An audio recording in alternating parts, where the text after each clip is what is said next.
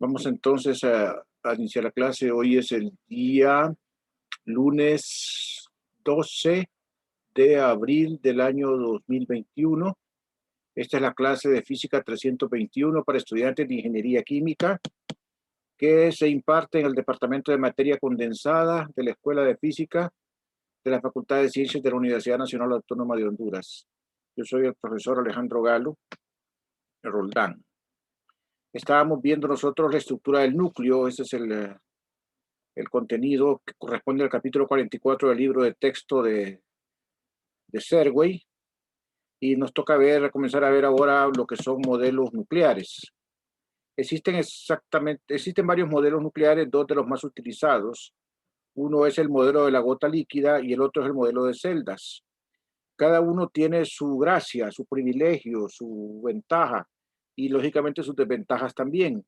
En el caso del modelo de la gota líquida, este está de acuerdo con las energías de enlace encontradas.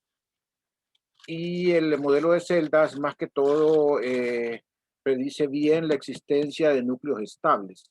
Esa es la gran ventaja que tiene cada uno de ellos. Vamos a comenzar viendo el modelo de la gota líquida. En el modelo de la gota líquida, las partículas del núcleo son tratadas como que si fueran moléculas en una gota líquida. Los nucleones, o sea, las partículas interactúan fuertemente unos con otros dentro de esa gota líquida. Existen colisiones frecuentes a medida que ellas se mueven, así como ocurriría en una gota de agua a una temperatura dada con las moléculas de la gota de agua. Por eso es la similitud.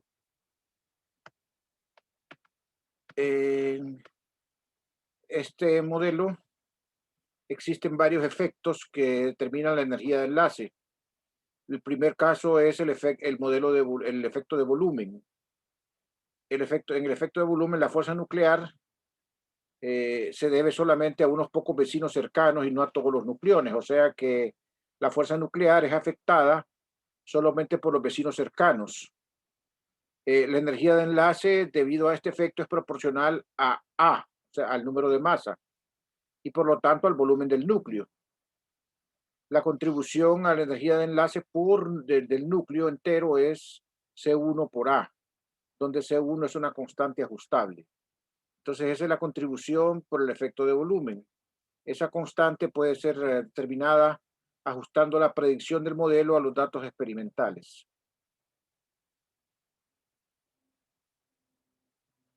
Hay efectos también en la superficie.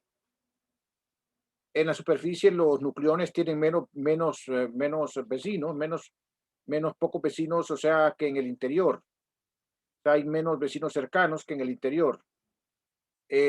Los nucleones en la superficie reducen la energía de enlace, o sea, en vez de aumentarla, la reducen por una cantidad proporcional a su número.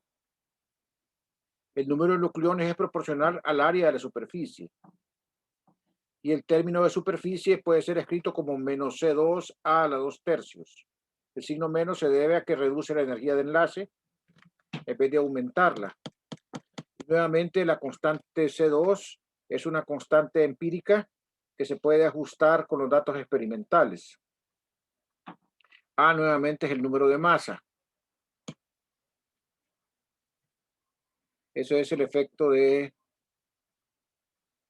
superficie.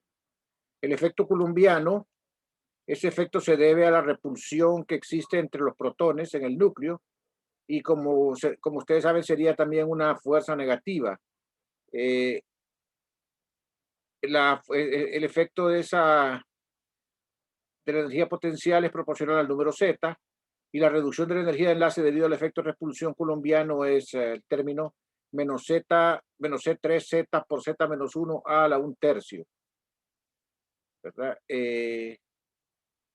Donde C3 es una constante también ajustable a los experimentos. Miren que lleva un signo menos también el efecto coulombiano, porque va contraria a la cohesión, ¿verdad?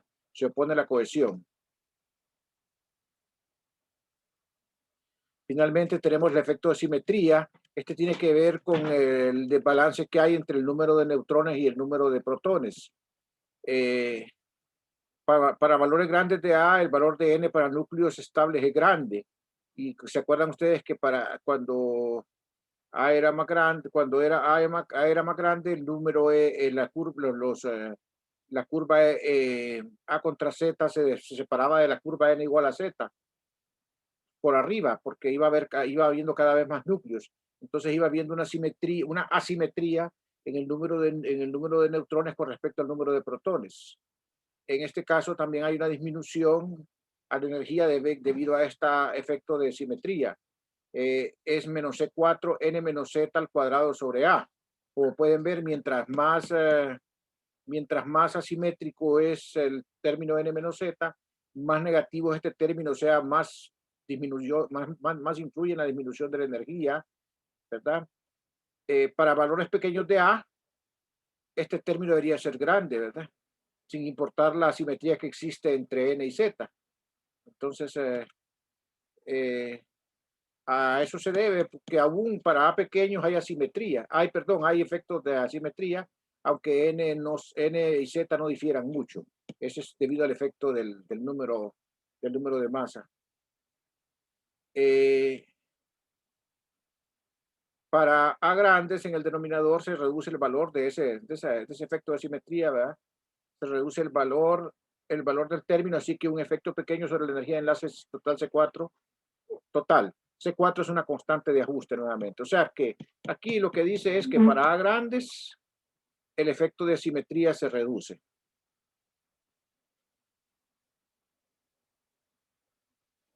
C4 es una constante. Entonces lo que hay que hacer es tomar todos los términos, sumarlos, ¿verdad?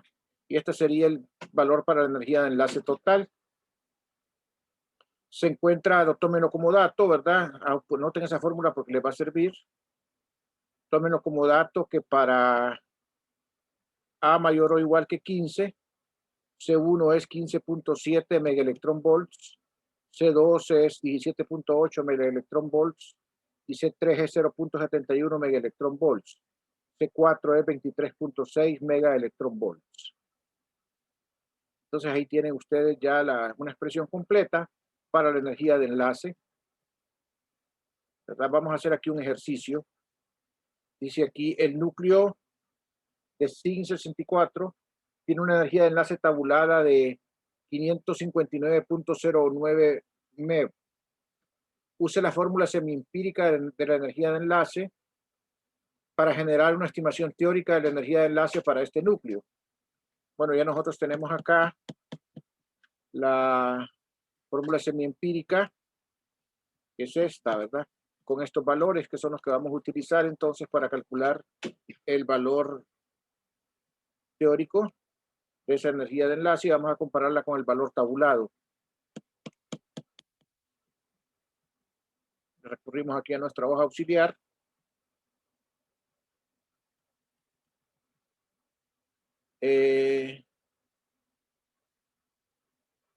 Aquí lo que hacemos es que calculamos término por término. El término C1 por A, entonces sería 15.7 por 64, da 1005 megaelectronvolts. El término C2 por A a la 2 tercios sería 17.8 por 64 a la 2 tercios, sería 285 megaelectronvolts. El término C3, Z por Z menos 1 A a la 1 tercio, sería 0.71 megaelectronvolts por Z, que es el número atómico, por 29, que es Z menos 1, 64 a la 1 tercio, que es A a la 1 tercio, total 154 megaelectronvolts. El término de asimetría, entonces lleva acá C4 N menos Z al cuadrado sobre A, 23.6 megaelectronvolts por 34 menos 30 al cuadrado entre 64, 5.90 megaelectronvolts. Entonces, si nosotros sumamos todos esos valores, vamos a encontrar acá que eso da 560 megaelectronvolts. Ese sería el valor teórico que nos predice la fórmula, ¿verdad? Entonces, se parece bastante, hay un poco error, una poca diferencia con el término tabulado, como pueden ver ustedes, o sea que la fórmula que predice bien la energía de enlace.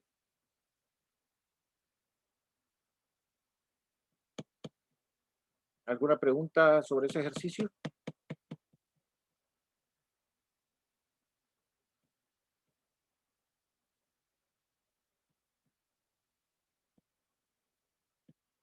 Entonces vamos a continuar.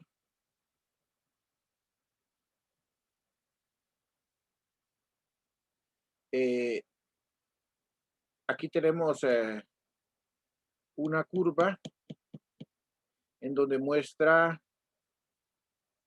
el ajuste que hay entre los valores experimentales y la teoría para las energías de enlace. Eh, Vemos que la ecuación, ¿verdad?, se ajusta muy bien a los valores conocidos de A y, sin embargo, va a haber problemas con los detalles finos de la estructura nuclear, tales como la estabilidad y el momento angular. O sea, que esas son las dos deficiencias que manifiesta el modelo de la gota líquida, ¿verdad? La estabilidad y el momento angular, eso no lo predice bien. Sí predice bien entonces las energías de enlace, como les dije antes. Entonces recuerden, ¿verdad?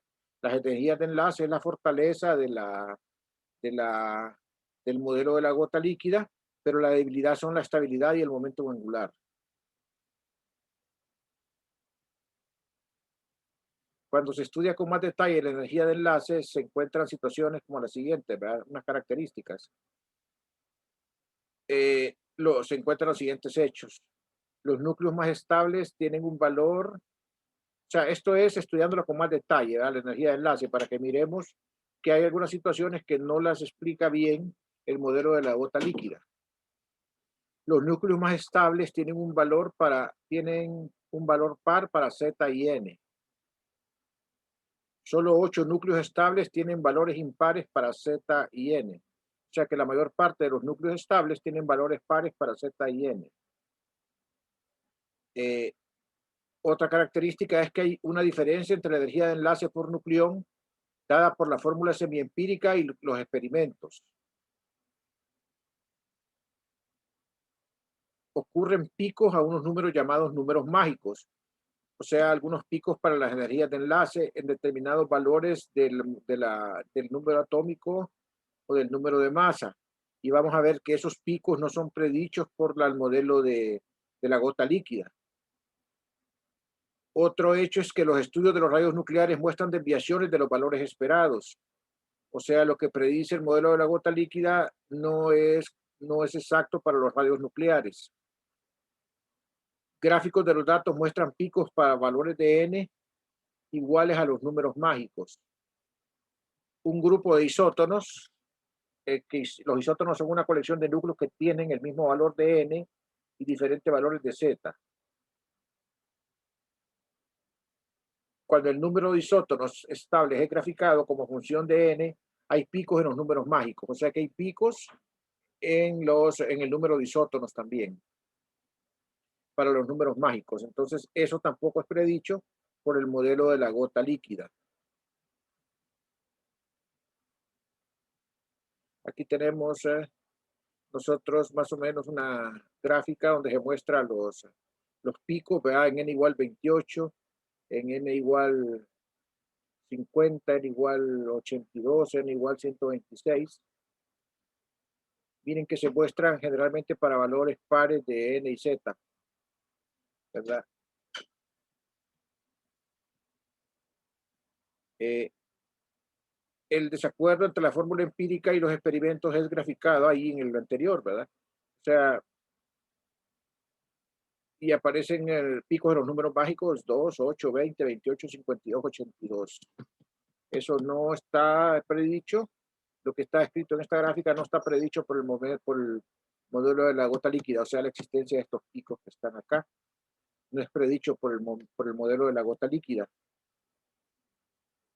Eh, Varios otros núcleos muestran comportamiento anómalo en los números mágicos. ¿De dónde provienen los picos de las energías de ionización de los átomos? O sea, mejor dicho, los picos, esos provienen, ¿verdad?, de la energía de ionización de los átomos. Y esto nos lleva a crear un modelo nuevo, que es el llamado modelo de celdas del núcleo, o modelo de partícula independiente. Cualquiera de los dos nombres es el mismo, ¿verdad? Modelo de celdas del núcleo o modelo de partícula independiente, que sería el modelo que emplearíamos entonces ahora en lugar de utilizar el modelo de la gota líquida.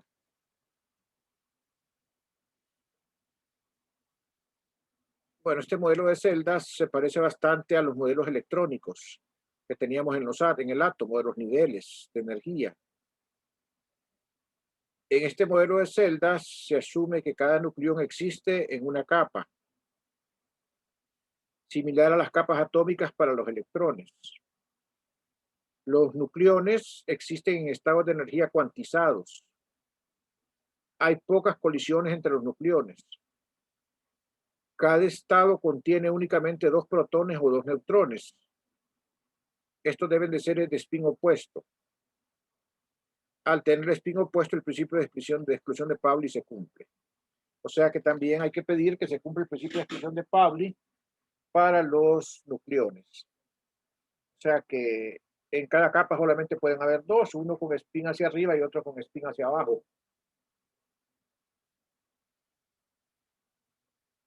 Similar a lo que ocurre con los electrones en los niveles atómicos. Aquí tenemos una gráfica en donde tenemos los niveles de energía para los neutrones, los niveles neutrónicos y los niveles protónicos. Pueden ver ustedes que los niveles protónicos son más altos que los niveles neutrónicos. Aquí está un nivel protónico y aquí está en verde un nivel neutrónico.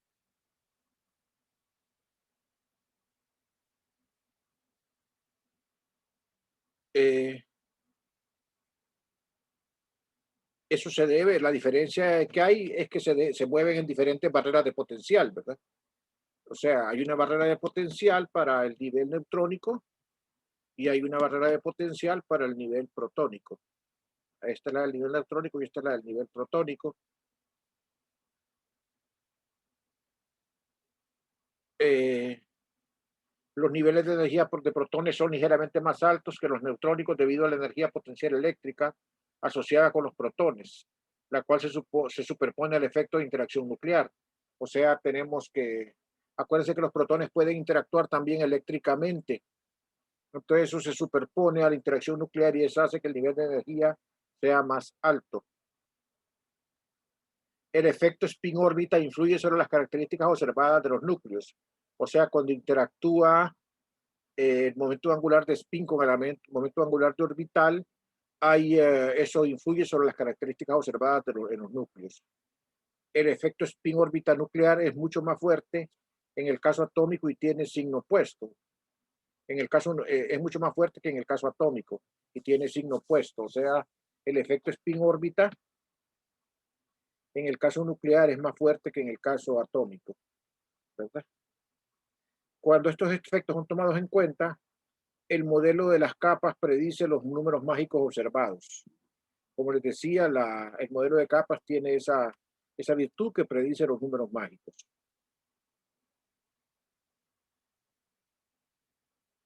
Otra característica es que los núcleos con números pares de protones o neutrones son más estables. Que el núcleo tiende a tener más neutrones que protones, eso ya sabemos por qué es, ¿verdad? Eh, Conforme Z aumenta, es decir, va siendo necesario que haya más nucleones, más neutrones para contrarrestar el efecto coulombiano de la interacción protón-protón. Entonces, se necesitan más neutrones para que haya más interacción neutrón-neutrón, neutrón-protón de tipo nuclear fuerte. El número de neutrones tiende a ser más alto que el número de protones, ya expliqué por qué. Bien, entonces ahí tenemos los modelos, ¿verdad? Los modelos del núcleo. Los dos modelos, en resumen, así hablando en forma sucinta, el modelo de la gota líquida explica bien, predice bien la existencia de las energías de enlace, y el modelo de capas predice perfectamente la existencia de los picos en los números mágicos y también predice exactamente la estabilidad la estabilidad de los núcleos. Bueno, un fenómeno que vamos a entrar a estudiar ahorita y que está relacionado con el núcleo es la radiactividad. La radioactividad consiste en la emisión espontánea de radiación. Esta radioactividad fue descubierta por Becquerel en 1896 mediante los rayos X, ¿verdad? Posteriormente se unieron a los experimentos de Becquerel los esposos Pierre y Marie Curie en el desarrollo de esta rama. Los experimentos sugieren de que la radioactividad es una manifestación del decaimiento o desintegración de núcleos inestables. O sea, los núcleos muchas veces son inestables y entonces lo que ocurre es que comienzan a emitir radiación y entonces como la masa que emiten, al emitir radiación disminuyen su masa, ¿verdad? Y entonces porque acuérdense que hay un término mc cuadrado que es energía que se relaciona con la masa y entonces se van volviendo, van teniendo menos masa al emitir energía, ¿verdad? Porque son inestables precisamente, ¿verdad? Hasta que llega un punto en que se estabilizan y llegan ya isótopos en los cuales ya no hay emisión, o sea, hay una conversión de un núcleo en otro más liviano, emitiendo energía, debido a la inestabilidad del núcleo original. Hay diferentes tipos de decaimiento. Esencialmente tres. Uno que se debe a partículas alfa. O sea, hay tres tipos de radiación. Las partículas alfa, estas partículas son núcleos de helio. Las partículas beta son ya sea electrones o positrones. ¿Qué es un positrón? Un positrón es la antipartícula de un electrón. O sea, es una partícula similar, excepto que su carga es más C en lugar de menos C. Tienen la misma masa. Los rayos gamma son fotones de alta energía.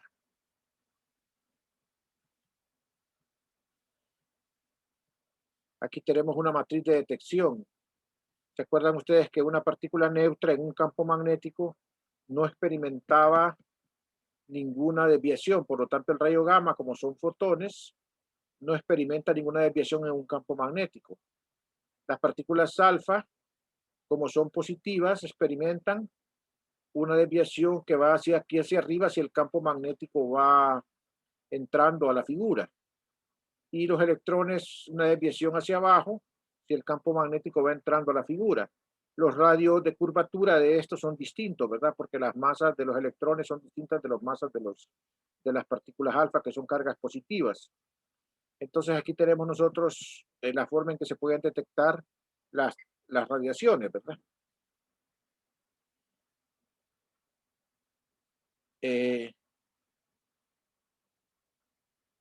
Ya aquí está explicado lo que dije ahorita.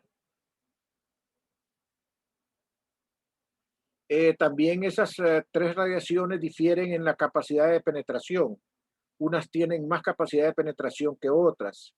Por ejemplo, las partículas alfas penetran apenas una pieza de papel. O sea que las partículas alfas de las tres son las menos energéticas. Las partículas beta, acuérdense que son electrones o son positrones, pueden penetrar unos pocos milímetros de aluminio. O sea, esas son un poco más penetrantes, o sea, más energéticas.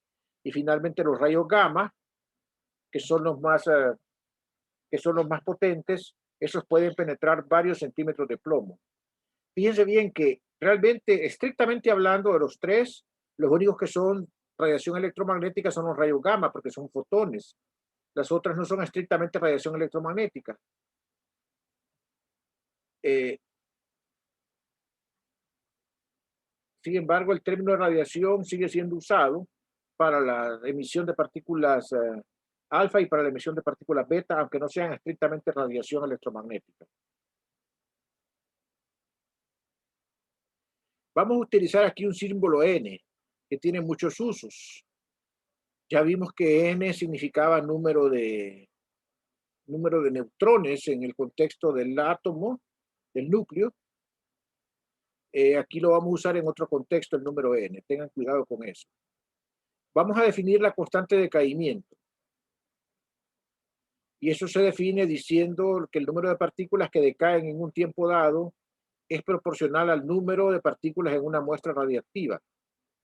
Aquí tenemos el número de partículas que decaen en un tiempo dado, o sea, dn en dt, y como es proporcional al número de partículas en un tiempo t, se relaciona con una constante lambda, aquí la proporcionalidad directa, y el signo es negativo. Eso significa que eso significa que dn en dt es negativo, va habiendo cada vez menos partículas. Si ustedes resuelven esta ecuación diferencial por separación de variables, pasan la n al otro lado dividiendo y les queda el dt del otro lado, les quedaría una ecuación de la forma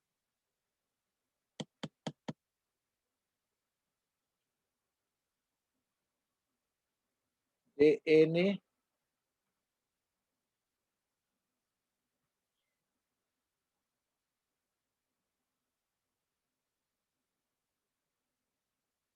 dn sobre n igual a menos lambda de t. Y si ustedes lo integran siendo lambda constante, ¿verdad? Les va a dar este valor que está acá,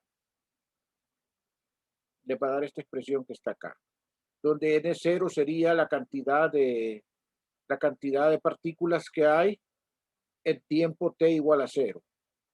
A la constante lambda se le llama constante de decaimiento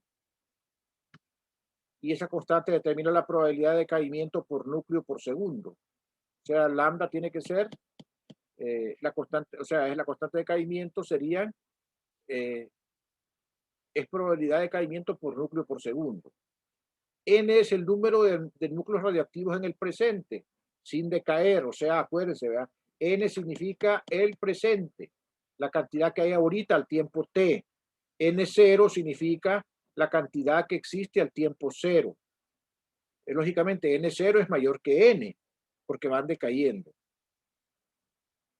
La razón de decaimiento R, esta R es definida como el valor absoluto de dn en ddt. O sea, si le quitamos el menos entonces al lambda, aquí sería lambda por n, ¿verdad? Lambda por n. Y a este lambda por n, si recordamos que n es n0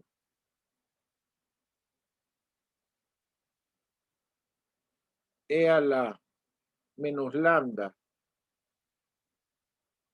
por t, entonces este R0 va a ser entonces simplemente lambda por N0, que sería la razón de decaimiento a t igual a 0. O sea, esto que está acá es R0, lambda por N0. A esa razón de decaimiento R es comúnmente llamada como actividad, es llamada la actividad.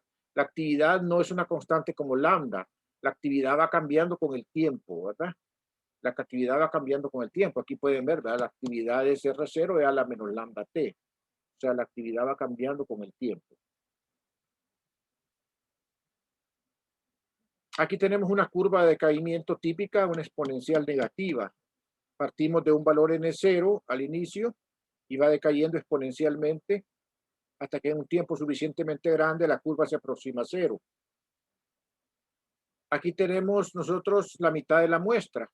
Cuando ocurre que solamente hay la mitad de la muestra ya, o sea, si partimos, por ejemplo, de mil partículas y solo tenemos ya 500, entonces el tiempo que transcurrió, eso se le llama vida media.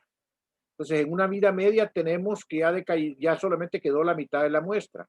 En 2 vidas medias quedó solamente ya la cuarta parte de la muestra. Y así sucesivamente, ¿verdad? En 3 vidas medias va quedando entonces menos cantidad o la octava parte de la muestra, etcétera.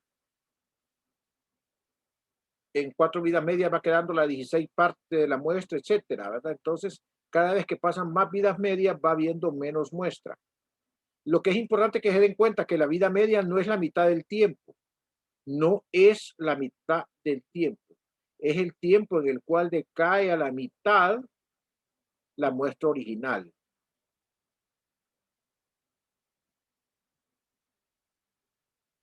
Entonces, si nosotros tenemos n igual a n0 e a la menos lambda t, y nosotros venimos acá y dividimos y decimos, bueno, n entre n0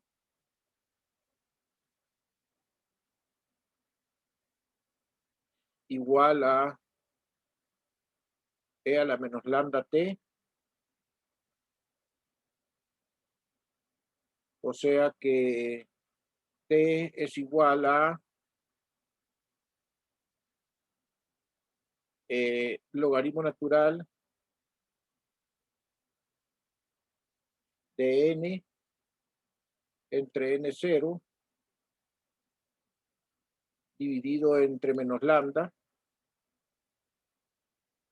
o sea, logaritmo natural de n0 entre n dividido entre lambda. Entonces, si ustedes tienen que en el tiempo igual a la vida media, entonces, ¿cuánto va a ser la razón de cuánto va a ser la razón de n0 entre n? Va a ser logaritmo natural de 2, va a ser logaritmo natural de 2 entre lambda, porque n es n0 entre n es 2, porque disminuyó la mitad ya, ¿verdad? N es la mitad de n0. Entonces, esa es la fórmula para calcular la vida media, ¿verdad? Entonces, este logaritmo de 2 es 0.693 entre lambda, donde lambda es una característica del material, ¿ok? Cada átomo tiene su propia lambda. Entonces, bueno, si durante la primera vida media decae la mitad, durante la segunda vida media va a decaer, va a dejar solamente un cuarto, después solamente va a dejar un octavo, etcétera. Entonces nosotros podemos calcular el número de partículas que quedan después de n vidas medias con la fórmula n0 igual a n igual a n0 por un medio a la n, ¿verdad? De esa manera también. O sea que puedo calcular n de esta manera y también de esta manera. Las dos maneras son válidas.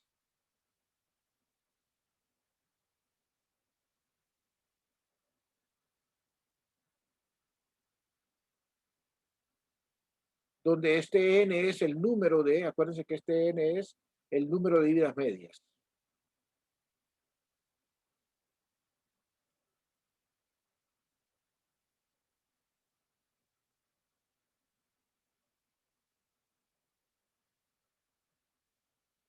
Voy ahorita en un momentito a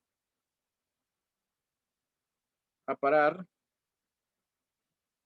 para tomar asistencia y me voy a conectar en unos segundos para que podamos continuar.